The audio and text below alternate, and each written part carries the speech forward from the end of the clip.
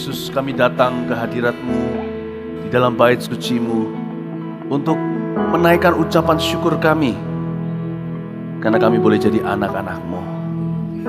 Sejak kami bertemu dengan Engkau, hidup kami tak pernah sama lagi. Jaga kami sehingga kaki kami tidak terantuk pada batu. Jagalah langkah kami sehingga kami tidak jatuh. Dan bagi kami yang telah jatuh ya Tuhan, Kau angkat kami kembali dari lumpur dan dosa ya Tuhan. Kau membersihkan kami. Sekalipun dosa semerah kirmisi akan menjadi lebih putih dari salju. Jikalau Kau membersihkan kami, hati kami akan begitu suci dan kudus, tak bercacat celah. Maka perkataan-Mu telah kutaruh dalam hatiku supaya jangan aku berdosa kepadamu. Selidiki aku, ku datang padamu apa adanya. Nyatakanlah di dalam diriku dan dalam diri kami apakah ada jalan kami yang serong ya Bapa. Tuntun kami di jalan yang kekal, gembala kami yang agung, gembala kami yang baik. Bawalah kami berjalan dalam jalan kebenaran, jalan yang benar oleh karena nama-Mu. Ya Tuhan, jiwa kami terbuka untuk-Mu. Selidiki, nyatakan segala perkara, singkapkan semua yang terselubung, supaya kami setiap saat layak bagi-Mu dan siap Engkau angkat ya Tuhan. Setiap saat Engkau datang menyuruh kami menyongsong-Mu di udara, kami akan ada di sana. Jadikan kami suci dan kudus sehingga kami tidak setiap minggu hanya ke gereja atau ke gereja hanya untuk pengampunan dosa, Senin berdosa. Ajar kami hidup dalam takut akan Tuhan setiap waktu. Dan biar di dalam gereja kami diberi pewahyuan, diberi sinar terang-Mu untuk kami bisa mengerti diri kami lebih lagi, untuk bisa memahami rencana-Mu. Terima kasih Tuhan Yesus.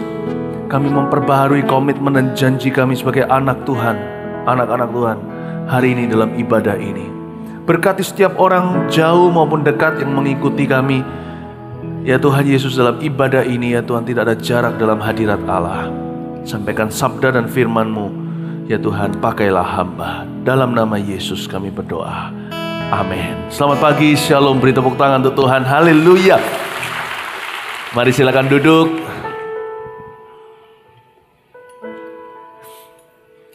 Saya mau menyapa GMS yang mengikuti kita dari mana-mana. Surabaya dulu tentunya, Surabaya Selatan. Saya dengar jemaat di sana semakin bertumbuh, semakin dewasa, bahkan semakin bertambah, ada banyak jiwa baru, puji Tuhan. Tondano juga, Kendari, Kota Mobagu, Bitung, semua Sulawesi ya, kecuali Manado ikut sama kita. Ingat, tidak ada daerah di dalam hadirat Allah, tidak ada kota kecil, tidak ada kota yang tidak dapat ditembus temboknya. Kita ditaruh di mana-mana di setiap kota untuk satu hal, untuk menyelamatkan jiwa dan memuridkan mereka. Pastikan Anda lakukan bagian Anda, Tuhan akan menambahkan pertumbuhan. Ya, GMS Ambon juga bersama dengan kita, Saparua Masohi, Maluku, sekarang ada di sini sekalipun tidak ada di Surabaya. Kita dalam satu hadirat saat ini juga. Mari kita betul-betul minum dari sungai yang sama, bertumbuh bersama-sama. Pusat ini seperti mama, sana seperti anak. Kita dari satu DNA. Saya percaya apa yang Tuhan lakukan di Surabaya, Tuhan akan lakukan di Maluku. Berikan tepuk tangan untuk Tuhan Yesus. Anda Bapak Ibu Saudara ingat pada waktu di Maluku kita kirim Before 30 Discipleship Kids menjadi berkat di Ambon. Saya berdoa supaya gak berhenti di sana ya. Saya tunggu untuk tantangan-tantangan berikutnya dari situ. Samarinda juga bersama dengan kita, Kalimantan. Kasih mereka semuanya welcome home. Saya mau terlebih dahulu memberikan beberapa sharing-sharing dengan Anda apa yang saya dapatkan lewat doa hari-hari ini. Saya dapat mimpi. Dalam mimpi saya melihat di Bukit Doa diadakan retreat untuk kebaktian umum 1-4. Jadi kami akan doakan kalau Tuhan izinkan tahun depan kita akan laksanakan. Retreat ini bukan untuk CG apa enggak, semuanya dibuka untuk kebaktian 1 sampai kebaktian 4. Dan saya lihat dalam mimpi itu, jemaat menerima nubuatan-nubuatan dari Tuhan. Tuhan bangkitkan para nabi dan mendoakan mereka. Wah, luar biasa. saya nggak bisa ceritakan. Bangun tuh saya kesetrum, badan saya seperti ada urapan. Saya tunggu siapa di sini. Kalau tahun depan nih kita adakan, ya pas liburan tentunya. Kalau pas ada waktu-waktu yang tanggal merah atau apa. Kalau kita adakan retreat, rasanya kok belum pernah dilakukan ya. Saya nggak pernah muncul ide begini, tiba-tiba dapat mimpi. Siapa yang akan kira-kira mau ikut? Tertarik untuk ikut? Wow, haleluya, praise the Lord ya. Nah nanti yang di luar pulau terpaksa nggak bisa, ini untuk Surabaya. Nah itu saya doakan supaya itu terjadi. Lalu yang kedua, nanti setelah hari ini, berikutnya saya ketemu dengan Anda, saya harapkan nanti Anda dapat pengumuman, kita akan mulai Bible study lagi, atau membahas dari kitab-kitab di Alkitab. Kali ini, kitab Daniel. Saya terbeban sekali untuk mengajarkan kepada jemaat, memberi impartasi, bagaimana hidup bagi Kristus di segala zaman. Kitab Daniel itu bagus. Sekarang kan sampai Yeremia pembacaan Anda. Semoga nanti ketemu saya pas Daniel gitu loh. Saya nggak tahu apakah pas atau enggak. Pokoknya Anda mesti harus baca Daniel nanti. Saya sampaikan khotbah itu. Karena di kitab Daniel itu bukan hanya bicara tentang akhir zaman, porsi itu ada. Tapi gimana mereka hidup di zaman itu, inspiratif sekali. Daniel, Sadrak, Mesak, Abednego. Ya, siap-siap untuk Bible study setelah minggu ini nanti ketemu saya lagi. Nah, bicara tentang akhir zaman juga hari-hari ini heboh di Indonesia, pemasangan chip. Anda tahu ya, yang masuk TV segalanya. Gini aja sih, saya enggak khawatir, cuman jemaat Mawar Sharon adalah tanggung jawab kami untuk kami lindungi. Tongkat dan gada ada di sini. Kalau memang ada percobaan ke sana jangan ikut-ikutan ya. Jangan dipasang gitu-gituan. Meskipun sekarang ada pro kontra boleh atau enggak, apa yang dikatakan di Wahyu itu chip itu atau bukan, saya enggak peduli. Saya enggak akan mau badan saya dipasang penyadap. Udah gitu aja. Yang enggak melekat di tubuh aja, di handphone aja dikasih penyadap, saya enggak mau kok. Saya enggak akan mau tubuh saya dipasang sebuah barang dan itu di dalam kendali manusia lain. Apa itu perusahaan, apa itu pemerintah, saya nggak bersedia. Simple. Jadi jangan ikut-ikutan yang gitu-gitu ya, karena percobaan gitu-gitu sudah mulai masuk ke Indonesia. Dan firman Tuhan juga sudah memperingatkannya. Ini memang akhir zaman, mari kita sungguh-sungguh hidup bagi Tuhan. Nah, di kebaktian ini saya merasakan Roh Kudus menaruh sebuah tugas untuk saya ajak jemaat kebaktian umum 1 untuk memperbaharui hatinya kepada Tuhan Yesus. Kita ini hidup tiap hari dalam dunia yang semakin keruh. Makanya kita harus waspada dengan hati sendiri dan menjaganya dalam segala kewaspadaan karena dari sana mengalir kehidupan. Saya ajak kita untuk memperbaharui komitmen kita. Dan mari kita sekarang lebih mengenal hati sendiri. Dan saya dapat ayat firman Tuhan tentang 10 perintah Allah. Saya beri judul khotbah saya pagi ini, dosa berseri. Anda tahu serial killer atau pembunuh yang berantai? Pembunuh berantai itu membunuh begitu banyak orang berturut-turut, tapi pembunuhnya hanya satu. Dosa juga begitu. Dosa juga bisa berantai atau berseri. Saya akan jelaskan bagaimana korelasi dosa melalui 10 perintah Allah. 10 perintah Allah itu kelihatannya 10 dosa, padahal itu cuma 1 dosa. Tapi berantai 10 kali. Jadi hati-hati manusia, kalau kita melanggar perintah yang pertama, hati kita bisa jadi jahat banget. Karena itu mari kita sekarang melihat firman itu di Keluaran pasal 20. Yang dimakan oleh Adam dan Hawa adalah 1 buah saja. Buah terlarang itu, bukan 10. Tapi 10-10-nya masuk dalam hati manusia. 10 perintah Allah bukan 10 dosa. It's just one sin. Saya dapat ayat ini sebelum saya khotbah hari ini, Roh Kudus beritahu sama saya, sampaikan itu kepada jemaatku. Supaya mereka berjaga-jaga, menjaga hatinya dalam segala waspada. Supaya iblis jangan masuk ke sana. Saya jadi ingat lagu yang saya pernah nyanyikan waktu sekolah minggu. Maka perkataanmu telah ku taruh dalam hatiku, supaya jangan aku berdosa padamu, maka perkataanmu telah ku taruh dalam hatiku, supaya jangan aku berdosa padamu. Ada orang komentar gini baru-baru, Pastor Philip, apa yang dinyanyikan Pastor Philip di mimbar kalau pas lagi khotbah itu seringkali kami nggak ngerti, lagunya udah jadul-jadul, tua-tua sekali. Ngomong-ngomong tentang lagu tua, jangan lupa hari Jumat besok datang di Oldies Worship Night. Besok ini, hari Jumat besok ini doa malamnya spesial sekali. Saya bersama dengan Pastor Yudi dan Pastor Williar Kauntu akan ngobrol-ngobrol soal lagu-lagu lama dan menyanyikannya bersama dengan Anda. Dan cerita-cerita di balik lagu-lagu itu, sebagian diantaranya terharu, sebagian diantaranya lagi lucu. Ya, jangan lupa datang lebih awal karena tempat terbatas. Semua jemaat mau datang Oldies besok hari Jumat. Anda pastikan datang lebih awal kalau mau tempat kursi atau mau bisa masuk sama sekali. Ya, haleluya. Kita lanjutkan ke 10 firman ini. Mari kita baca sama-sama ayat 1 sampai 17. Mari kita sambil berdiri membaca firman ini, yuk.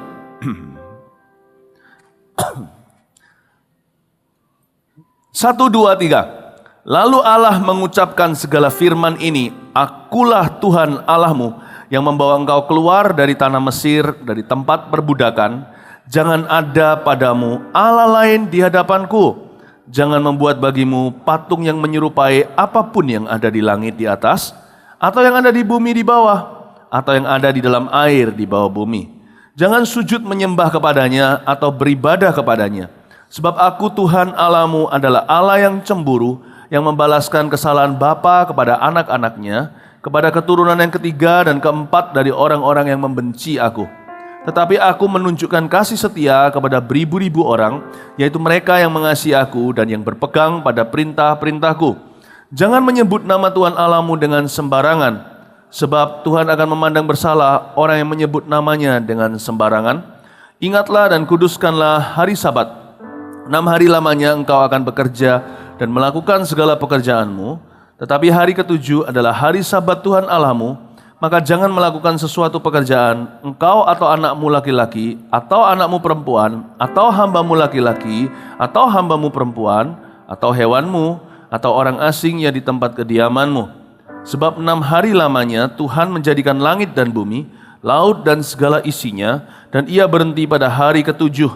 Itulah sebabnya Tuhan memberkati hari Sabat dan menguduskannya. Hormatilah ayahmu dan ibumu supaya lanjut umurmu di tanah yang diberikan Tuhan Allahmu kepadamu. Jangan membunuh, jangan berzina, jangan mencuri, jangan mengucapkan saksi dusta tentang sesamamu. Jangan mengingini rumah sesamamu, jangan mengingini istrinya atau hambanya laki-laki atau hambanya perempuan atau lembunya atau keledainya atau apapun yang dipunyai sesamamu. Katakan amin. Silakan duduk. 10 perintah Allah ini harusnya kita hafal di luar kepala. Kalau Anda punya goal untuk keluarga Anda dan untuk anak-anak Anda, termasuk mereka yang sudah dewasa, terlanjur gak hafal ini semua, minta mereka hafalkan.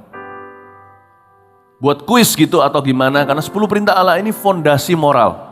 Bahkan fondasi spiritual, karena ini perintahnya Allah. Banyak kita menganggap ini sudah jadul, udah lewat.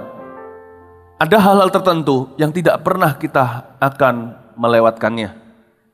Some things can never move on. 10 perintah Allah ini tidak boleh move on atau lanjut dari hidup kita, nggak boleh lewat. Tanpa ini hidup nggak bahagia. Mari kita selidiki hati korelasi dosa dari 10 perintah Allah ini. Dosa hanya satu, tapi ujungnya komplikasinya bisa 10. Mari kita lihat yang pertama. Lalu Allah mengucapkan segala firman ini. Akulah Tuhan Allahmu yang membawa engkau keluar dari tanah Mesir, dari tempat perbudakan. Kita semua tahu bahwa dosa itu perbudakan. Kita kira kita bisa menguasainya, coba-coba sedikit saja. Tetapi ujungnya sedikit yang kita coba berubah menjadi kecanduan. Jangan main-main dengan dosa. Ada sebuah film yang dulu ngetop sekali namanya Lord of the Rings. Ya, saya lihat film itu. Cincin itu diperebutkan sana sini, bahkan orang rela membunuh. Kayaknya memberi kita power atau kuasa atau kelebihan, tetapi sekali dipakai dia yang menguasai jari dan hidup orang yang ada padanya. Bapak Ibu Saudara, dosa demikian rupa. Jangan pernah mengira bohong kecil aja. Dosa itu jangan pernah kita kompromi dengannya. Kalau mau bunuh ular itu bunuh ketika dia masih dalam bentuk telur, sebelum dia menjadi ular kanak-kanak. Kalau mau bunuh sekarang waktu kanak-kanak, kalau bertelur tadi kita lewatkan kesempatan sebelum dia menjadi ular berbisa. Bapak ibu saudara, dosa itu kalau matang melahirkan maut. Tapi dosa pada taraf yang paling dasar berupa keinginan. Serahkan itu kepada Tuhan. Saya tidak yakin bahwa seluruh keinginan kita di sini sudah disuci dan kuduskan. Sekalipun kita mungkin tidak ingin dosa ya. Ada keinginan yang sifatnya dosa itu blak-blakan. Tapi ada keinginan yang sifatnya netral. Tapi itu kalau tidak diserahkan ke Tuhan itu bahaya. Mau kaya contohnya, nggak ada yang salah. Mau hidup berkelimpahan. Tapi kalau itu menggebu-gebu, itu menjadi berhalamu. Hati-hati saudaraku, sebentar lagi akan merongrong keluargamu. Jangan memberikan kesempatan pada setan untuk masuk lebih, jangan masuk bahkan satu kaki.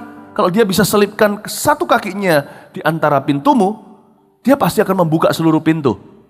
Dan dia tidak akan menyisakan keluargamu.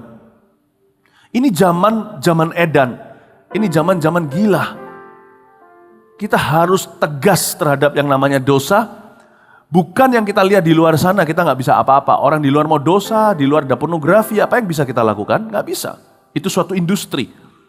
Tapi dosa dalam hati kita yang berupa benih harus segera kita selesaikan di hadapan Tuhan. Jangan ada kepahitan. Waktu hati kita masih susah mengampuni, harusnya kita mendekat pada Tuhan Yesus, Sang Maha Pengampun itu.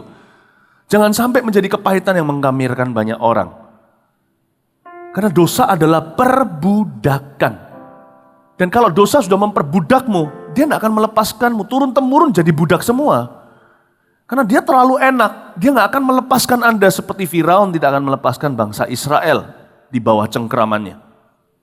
Hari-hari ini Tuhan ingin beritahu kepada kita semuanya, hari ini melalui khotbah saya juga, bahwa dosa tidak terjadi semalam, dia biasanya erosi, tapi ketika engkau menyadarinya udah terlambat sudah 3-4 keturunan. Be careful. Mari kita sama-sama hati-hati. Simpan perkataan Tuhan di hati supaya jangan kita berdosa kepadanya. Lalu dikatakan di sini, setelah dikatakan ada perbudakan tadi, ayat 3. Jangan ada padamu Allah lain di hadapanku. Jangan membuat bagimu patung yang menyerupai apapun yang ada di langit, yang di atas atau yang ada di bumi di bawah, atau yang ada di dalam air di bawah bumi. Jangan ada berhala maksudnya. Jangan sujud menyembah kepadanya atau beribadah kepadanya. Sebab aku Tuhan Allahmu adalah Allah yang cemburu, yang membalaskan kesalahan bapa kepada anak-anaknya, kepada keturunan yang ketiga dan keempat dari orang-orang yang membenci aku. Konsekuensi dosa itu biasanya 3-4 keturunan. Untung cuma 3-4, Tuhan hentikan di sana. Karena Tuhan itu maha murah hati. Tetapi aku menunjukkan kasih setia kepada beribu-ribu orang, yaitu mereka yang mengasihi aku dan yang berpegang pada perintah-perintahku. Tapi kalau kasih karunia berlanjut sampai beribu-ribu. Ini bicara tentang Tuhan yang kita layani, dia suka mengampuni. Dia suka memberi kesempatan kedua. Tapi hati-hati, sekali blink atau sekali ketip mata, kalau kita bermain-main dengan sebuah dosa, kita entertain, kita pelihara dalam keluarga kita, dosa itu, maka dia sekali jalan, tanpa Anda sadari, 3-4 keturunan dilalui. Tuhan mau memberitahu kepada kita hati-hati. Dosa itu erosi. Dan dosa 10 perintah Allah ini, semua bertumpu pada perintah yang ke-1. Jangan ada padamu Allah lain di hadapanku. Dosa, origin dosa atau akar dosa, kita semua tahu akar segala kejahatan cinta akan uang. Lalu akar segala dosa apa? Ini dia, tidak memuliakan Allah. Sudahlah, semua komplikasi, semua dosa yang lain itu komplikasi. Selalu dimulai dengan hati yang hampa dengan hadirat Allah. Dosa tidak bisa subur, membunuh, mencuri, berzina, apalagi di hati yang dipenuhi oleh Kristus. Dia nggak bisa subur. Sama dengan lumut harus di tempat yang basah. Ada ganja harus di tempat yang tertutup gelap, tidak boleh kena matahari. Semacam itulah beberapa tipe narkoba. Dosa tidak bisa subur kalau diterangi Kristus. Di hati yang ada Allah yang hidup, bukan agama, roh agamawi. Dosa nggak bisa bertumbuh. Karena itu dosa bisa berkembang biak hanya di dalam hati yang tidak memuliakan Allah. Saya tidak bicara tentang berhala, saya bicara tentang kondisinya dulu. Berhala masuk kemudian setelah itu. Hati yang tidak memuliakan Allah. Roma pasal 1 ayat 21 sampai 24 munculkan di sini aja, nggak usah dibuka. Kita akan baca beberapa ayat ya tambahan. Harap multimedia cepat dikeluarkan. Roma 1 ya. Ini dia. Ayat 21 sampai 24. Sebab sekalipun mereka mengenal Allah, mereka tidak memuliakan Dia sebagai Allah atau mengucap syukur kepadanya. Sebaliknya pikiran mereka menjadi sia-sia dan hati mereka yang bodoh menjadi gelap, tempat ganja. Ayat 22. Mereka berbuat seolah-olah mereka penuh hikmat, tetapi mereka telah menjadi bodoh. Terus, mereka menggantikan kemuliaan Allah yang tidak fana dengan gambaran yang mirip dengan manusia yang fana. Burung-burung, binatang-binatang, horoskop-horoskop, kepercayaan-kepercayaan yang berkaki 4 atau binatang-binatang yang menjalar. Karena itu Allah menyerahkan mereka kepada keinginan hati mereka. Nah di sini masuk komplikasi nomor 2 sampai ke 10. Akan kecemaran sehingga mereka saling mencemarkan tubuh mereka. Akar dosa tidak memuliakan Allah. Itulah sebabnya hari-hari ini mari kita tingkatkan penyembahan kita kepada Tuhan. Worship itu defense. The best defense atau pertahanan yang paling ampuh dari dosa adalah to worship God, the living God, atau menyembah Allah yang hidup. Ingat Yesus waktu dicobai, dia berkata, sembahlah Tuhan Allahmu. Enyah kau iblis. Waktu Yesus dicobai di padang gurun itu. Tingkatkan penyembahan. Penyembahan itu UMR-nya, level minimalnya adalah menyanyi dengan segenap hati. Level tingginya adalah mempersembahkan tubuh sebagai bait suci. Bapa, ku persembahkan tubuhku sebagai persembahan yang hidup, kudus, dan yang berkenan padamu. Sebagai ibadah yang sejati, ku sembah kau Tuhan. Ku sembah kau Tuhan, ku serahkan hidupku kepadamu untuk kemuliaan nama-Mu. Ku sembah kau Tuhan, ku sembah kau Tuhan, ku serahkan hidupku kepadamu untuk kemuliaan nama-Mu. Yang menyerahkan hidupnya sepenuhnya pada Tuhan bukan hanya orang-orang yang mau jadi pendeta. Hanya karena Anda mau jadi orang yang tidak berdosa di akhir zaman, Anda perlu mempersembahkan seluruh hidupmu kepada Tuhan Yesus. Kalau Anda mau melihat keturunan Anda ribu-ribuan nanti diberkati dalam terang, mereka tidak jadi makhluk gelap, dan worship the Lord. Muliakan Tuhan. Sering-sering ucapkan bukan sebagai kemunafikan atau roh agamawi untuk show off atau ditunjukkan kepada orang lain. Ucapkan pada dirimu sendiri. Kalau Anda diberkati, katakan puji Tuhan untuk berkat ini. Bukan untuk tunjukkan pada orang lain. Oh puji Tuhan. Gak usah gaya-gayaan. Ngomong sendiri aja, jadikan itu habit pribadi. Saya biasa mengucapkan di mulut saya, puji Tuhan. Terima kasih ya Tuhan. Muliakan Tuhan. It's the best defense. Adalah perlindungan yang utama bagi hatimu untuk kebal dosa. Hadirkan Tuhan dalam hidupmu setiap waktu. Akui Dia, muliakan Dia untuk setiap berkat yang kau terima. Dan termasuk setiap penderitaan yang kau lalui. Katakan puji Tuhan dulu, Tuhan puji Tuhan karena Engkau tetap bersamaku dalam suka dan duka. Jangan kutuki Tuhan, jangan hujat Dia. Takutlah akan Tuhan. Kenapa kita datang ke gereja hari Minggu juga seperti ini? Adalah kita untuk menyembah bersama-sama. Kita perlu hawa kanan kiri kita untuk saling menguatkan. Korek api agar tetap menyala, dia harus dekat dengan api. Besi menajamkan besi, manusia menajamkan manusia. Rohani membangkitkan rohani. Kita perlu bersama-sama, jangan jauhkan dirimu dari pertemuan-pertemuan seperti dibiasakan banyak orang. Tapi menjelang datangnya hari Tuhan, hendaklah kita lebih rajin lagi untuk mendorong satu sama lain untuk berbuat baik atau untuk mendekat kepada Tuhan. Muliakan Tuhan. Ini akar segala dosa. We do not worship God. Dan juga hati-hati, kadang-kadang kita masih mengakui Tuhan di mulut kita, tapi hati kita sudah jauh. Worship Tuhan itu harus dari hati.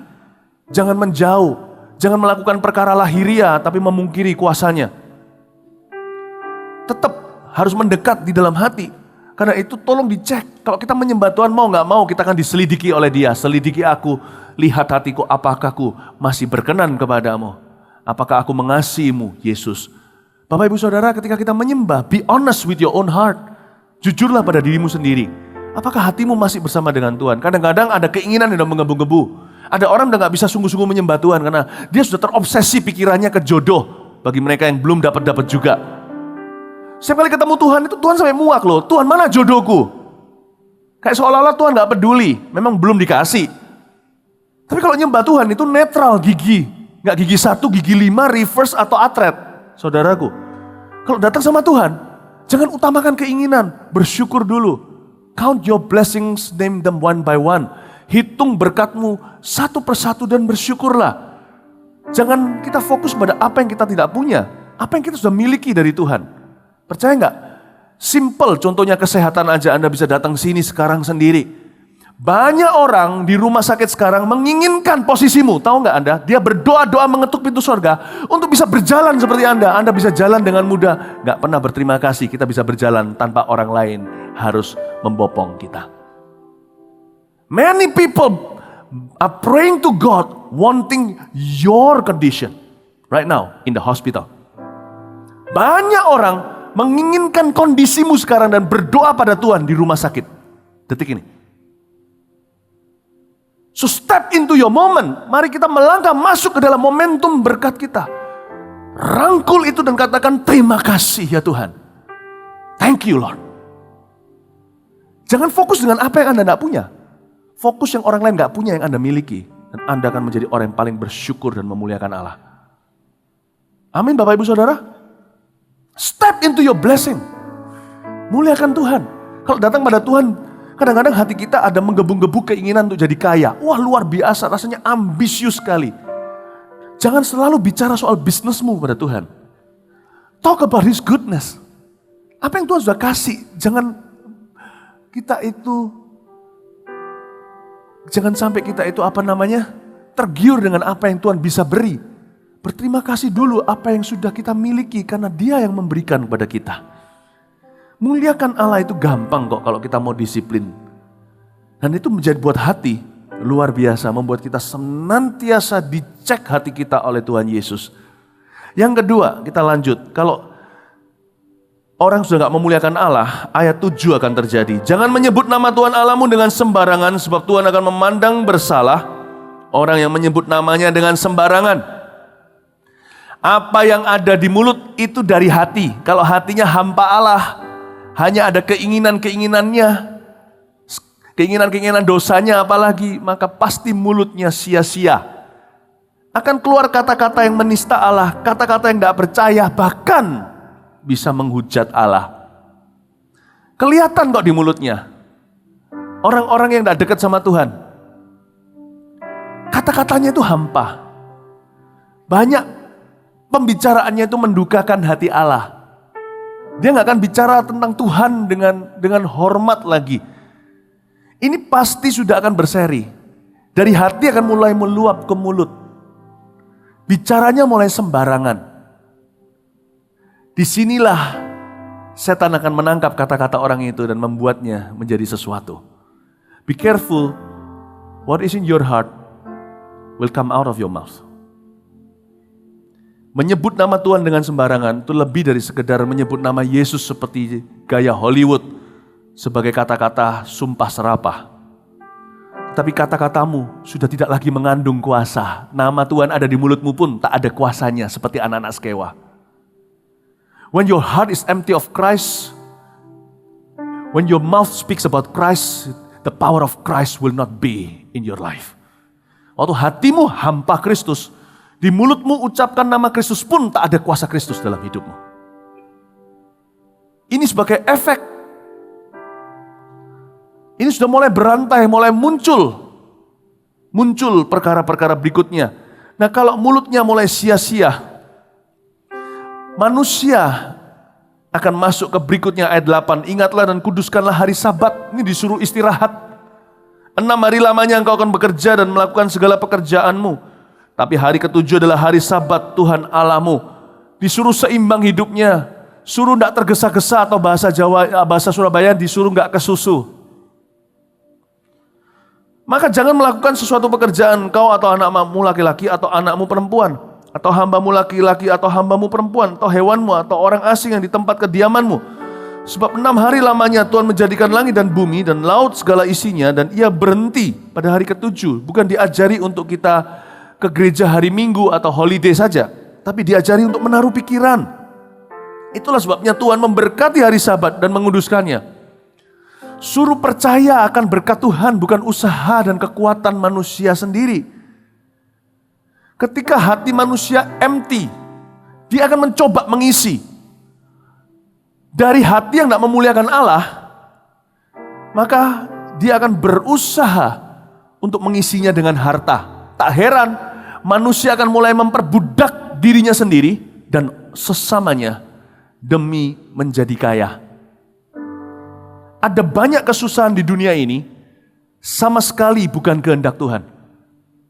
Tapi karena orang menimpakannya atas dirinya sendiri, karena orang itu tidak seimbang hidupnya.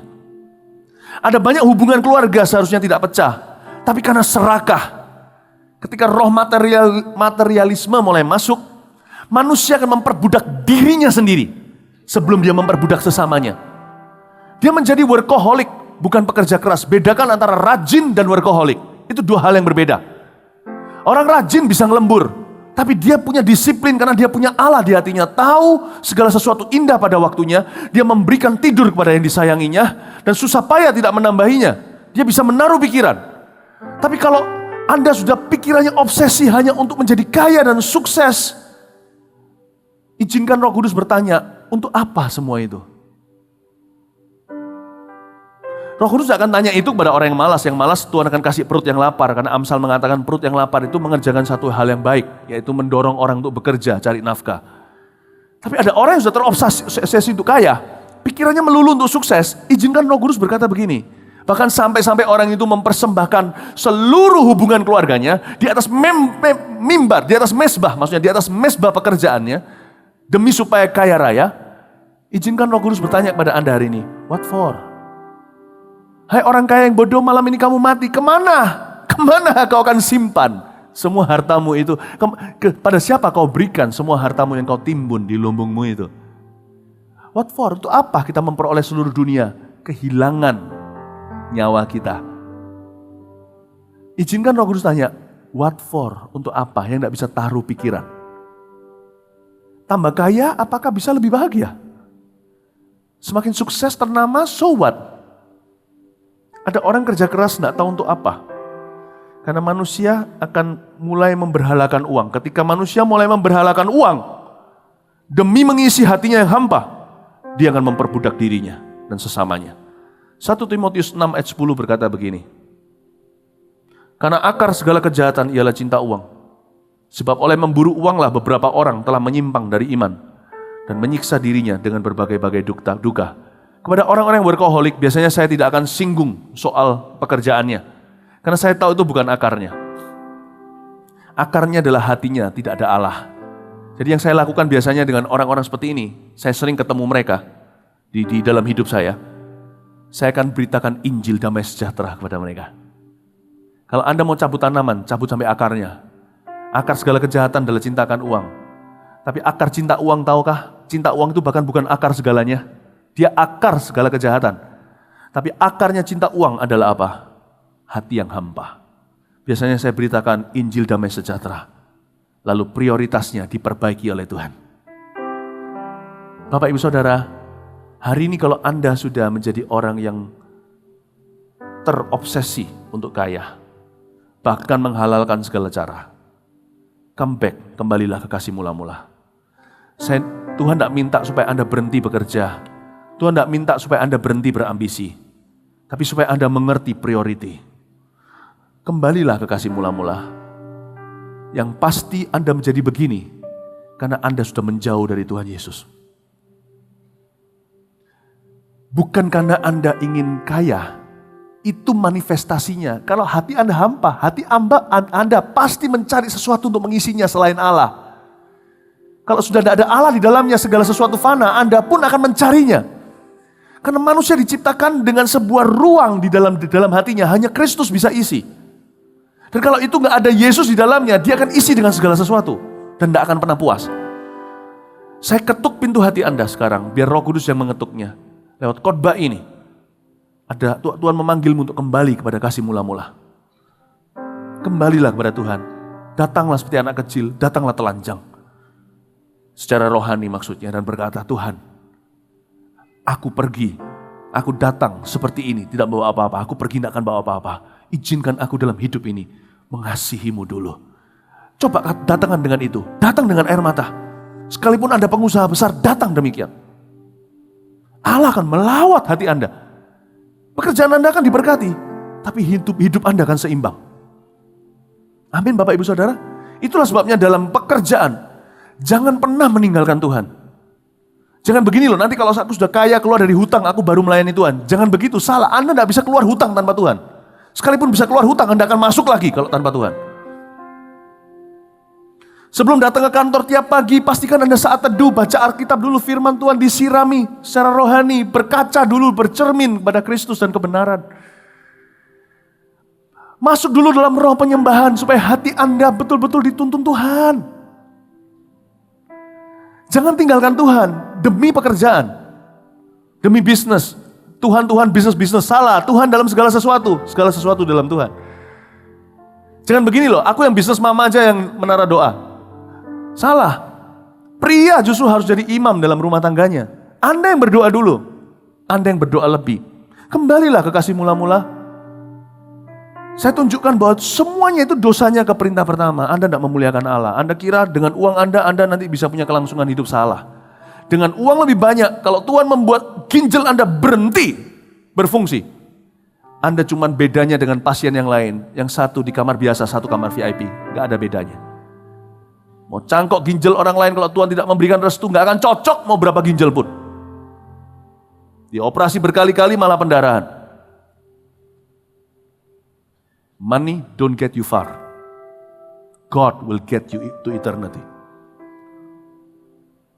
Amin Bapak Ibu Saudara, kembali ke kasih mula-mula. Kalau enggak gitu, akan melorot masuk ke berikutnya. Sambat pun lupa.